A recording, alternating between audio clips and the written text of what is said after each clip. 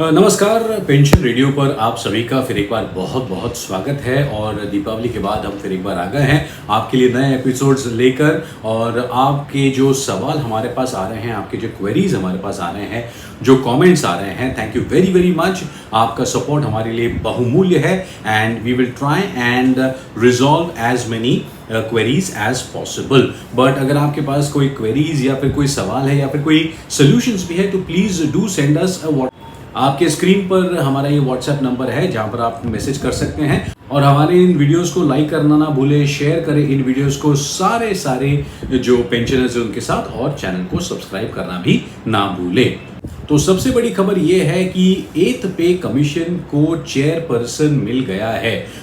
Supreme court की retired justice Shrimati Ranjana Prakash Desai, इनको 8th पे कमीशन का चेयरपर्सन घोषित किया गया है। और ये बहुत बड़ी खबर है क्योंकि she will be the first woman head of any पे कमीशन इन इंडिया। तो बहुत बहुत बधाई श्रीमती रंजना प्रकाश देसाई जी को। और आपसे हम ये भी निवेदन करेंगे मैडम कि हमारी तरफ से, पेंशनर्स की तरफ से आपको कोई भी मदद चाहिए, कोई भी सपोर्ट चाहिए, हम आपके लिए ज़रूर करने की कोशिश करेंगे। अगर हम पे कमीशन की बात करते हैं तो हमको पता है कि हर 10 साल के बाद एक पे कमीशन बैठाया जाता है ताकि पे रिवीजन की बात की जा सके। तो इस पे कमीशन में बेसिकली इसका स्ट्रक्चर कैसा होता है? We have a chairperson for the pay commission, we have a part time member and we have a member secretary. और ये जो कमेटी बैठती है ये बहुत सारी चीज़ों पर ध्यान देती है जिसके बारे में हम बात करेंगे। लेकिन रिटायर्ड जस्टिस श्रीमती रंजना प्रकाश देसाई के बारे में अगर हम कहें तो she joined the legal profession way back in 1973 और 2014 में वो रिटायर हुई after serving at the supreme court. और गौरतलब है, we would like to also tell all our pensioners that Srimati Ranjana Desai has also been on very important committees.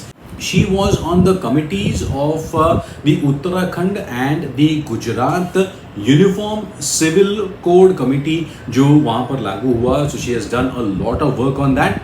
And we hope that the 8th Pay Commission will also benefit from her very varied experience.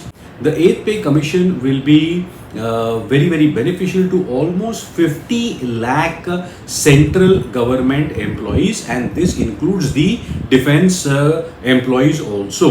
And it will also benefit the approximately 65 lakh central government pensioners, which include the defense pensioners also. तो इन सभी को ये 8th Pay Commission का फायदा होगा। और 8th Pay Commission अब setup हुआ है, कमीशन के डिस्कशंस होंगे, they look after all the points.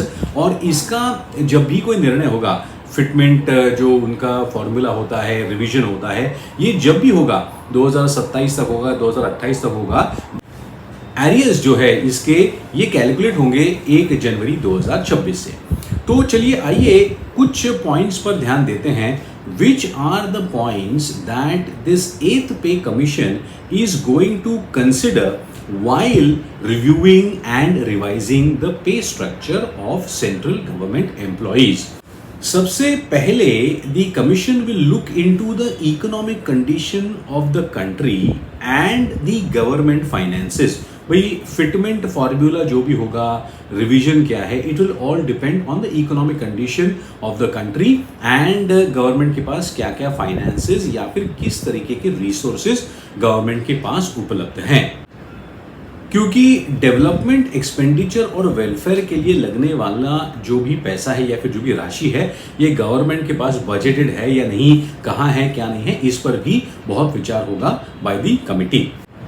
तो ये जो होता है ये सोशल सिक्योरिटी या फिर रिटायरमेंट बेनिफिट के माध्यम से इन चीज़ों को दिया जाता है जिसका पूरा भार गवर्नमेंट पर पड़ता है। तो इस पर भी ये जो 8th Pay Commission की कमिटी है इस पर भी विचार करेगी। The Commission will also look into the prevailing emolument structure, benefits and working conditions available to the employees of the central public sector undertakings and the private sector. तो बहुत सारा एक कंपैरिजन होता है जिसमें करंट कंडीशन क्या है और प्राइवेट सेक्टर में क्या कम है, ज़्यादा है, किस तरीके से चीज़ें हैं, इन पर भी ये कमीशन जो है बहुत विचार करके उसके बाद रिजल्ट्स जो है अपने बाहर आएंगे। But as we said, the results will be applicable from the 1st of January 2026 as it has been announced by the government in the parliament also.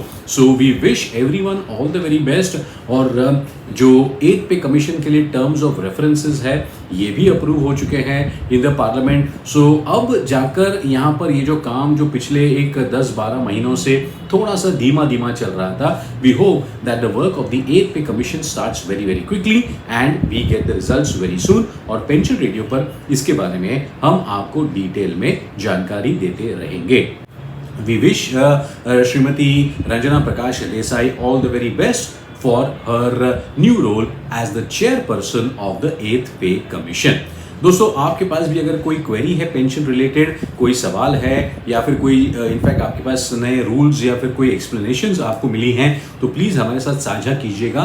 The WhatsApp number is there in front of you, please do message us और you can also comment in the video in the comment section. और इस video को like करें, share करें और हमारे channel को subscribe करें। अगले एपिसोड तक अनुमति दीजिए। नमस्कार।